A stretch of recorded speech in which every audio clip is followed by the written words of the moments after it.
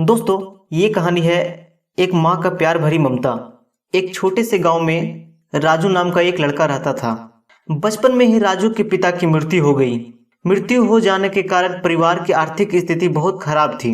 राजू की माँ कुछ पढ़ी लिखी जरूर थी, लेकिन उतनी पढ़ाई से नौकरी नहीं मिली। तब उसकी माँ दूसरों के घर जा जाकर बर्तन मांजकर छोटे मोटे काम करके किसी तरह अपने राजू को पढ़ा लिखा रही थी। राजू स्वभाव से थोड़ा शर्मीला था और अक्सर चुपचाप बैठा रहता था। एक दिन जब वो स्कूल से लौटा तो उसके हाथ में एक लिफाफा था।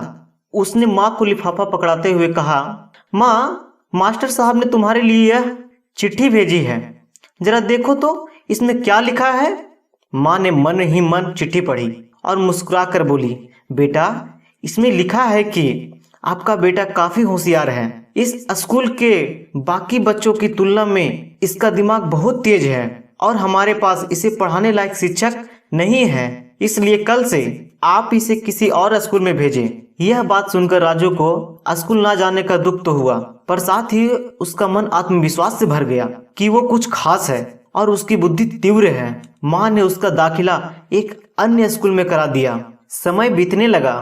राजू ने खूब मेहनत से पढ़ाई की। आगे चलकर उसने सिविल सर्विसेज परीक्षा भी पास की और आईएएस ऑफिसर बन गया। आईएएस बन जाने के बाद राजू ने अपना नाम बदलकर राजेंद्र कर लिया। अब राजेंद्र की माँ अब बूढ़ी हो चुकी थी और कई दिनों से माँ बीमार भी चल रही थी और एक दिन अचानक उनकी मृत्यु हो गई। राजेंद्र के लिए ये बहुत बड़ा आघात था। वह बिलक बिलक कर रो पड़ा। उसे समझ नहीं आ रहा था कि अब अपनी माँ के बिना वो कैसे जिएगा। रोते रोते ही माँ की पुरानी अलमारी खोली और हाथ में उनकी माला, चश्मा और अन्य वस्तुएं लेकर चूमने लगा। उस अलमारी में राजेंद्र के बचपन के कुछ पुराने खिलौने मिले और राजेंद्र के बचपन के कपड़े तक संभाल कर रखे हुए थे।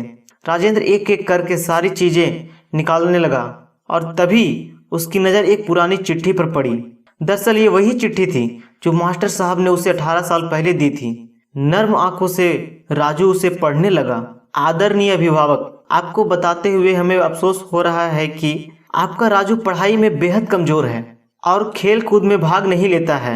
जान पड़ता है कि उम्र के हिसाब से राजू की बुद्धि विकसित नहीं हो पाई है, अतः हम इसे अपने विद्यालय में पढ़ाने में असमर्थ हैं। आपसे निवेदन है कि राजू का दाखिला मंदबुद्धि विद्यालय में कराएं अथवा खुद घर पर रख कर इसे पढ़ाएं। सादर प्रिंसिपल। राजू जानता था कि भले अब उसकी माँ इस दुनिया में नहीं है, पर वो जहाँ भी रहे उसकी ममता, उनका आशीर्वाद सदा उस पर बना रहेगा। अगर आप भी अपनी माँ से बहुत प्यार करते हो तो इस वीडियो को लाइक जरूर करें और कमेंट बॉक्स में आई लव यू माँ जरूर लिखिए।